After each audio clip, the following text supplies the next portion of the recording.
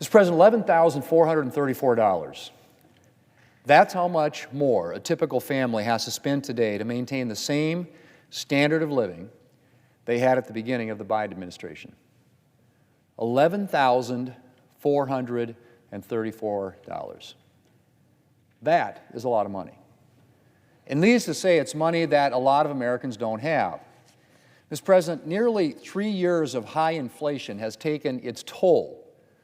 Americans are exhausted from constant price hikes, and they're struggling to keep pace with the huge increase in their cost of living. One recent news story noted, and I quote, "Since early 2020, prices have risen about as much as they had in the full 10 years preceding the health emergency," end quote. Let me just repeat that, Mr. President. Since early 2020, prices have risen about as much as they had in the full 10 years preceding the health emergency. In other words, Mr. President, we've had 10 years of price increases packed in to the last 4 years. And the lion's share of those increases has occurred during the Biden administration. Since President Biden took office, the price of groceries has risen by almost 21%. Gas prices have risen by 54.8%. Electric bills are up almost 25%.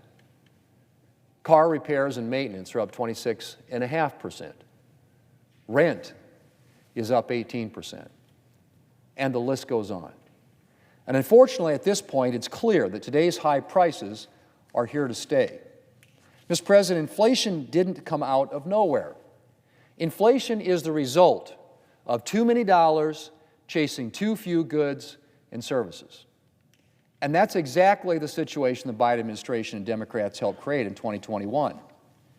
The President's first major piece of legislation was a massive and partisan $1.9 trillion spending bill filled with unnecessary spending and handouts to Democrat interest groups.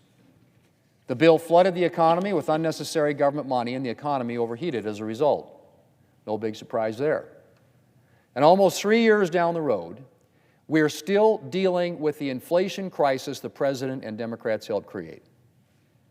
So it should come as no surprise that the President's Bidenomics pitch, his attempt to sell the American people on his economic record, is falling flat, even among members of his own party. A substantial majority of Americans have a negative view of the economy. 55% of voters say they are worse off financially under President Biden. And a large percentage are cutting back on spending to make ends meet. President Biden claims that, and I quote, "Bidenomics is just another way of saying the American dream," end quote.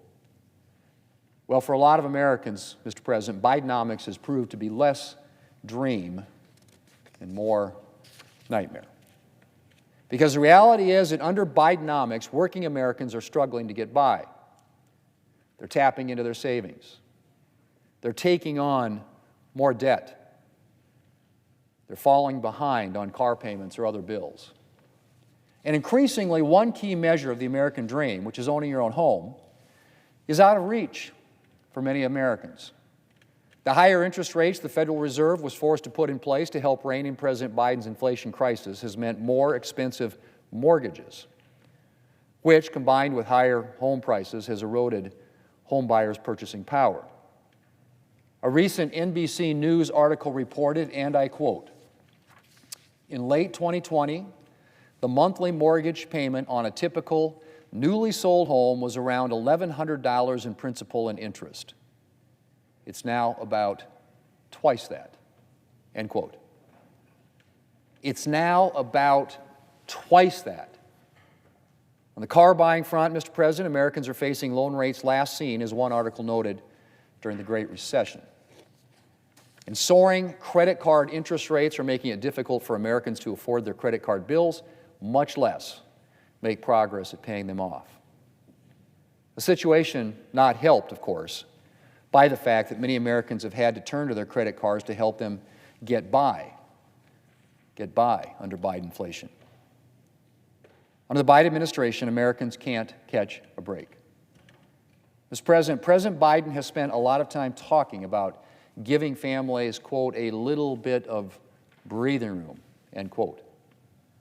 But the reality of Bidenomics is a lot of families have seen their breathing room disappear. Perhaps the President should remember.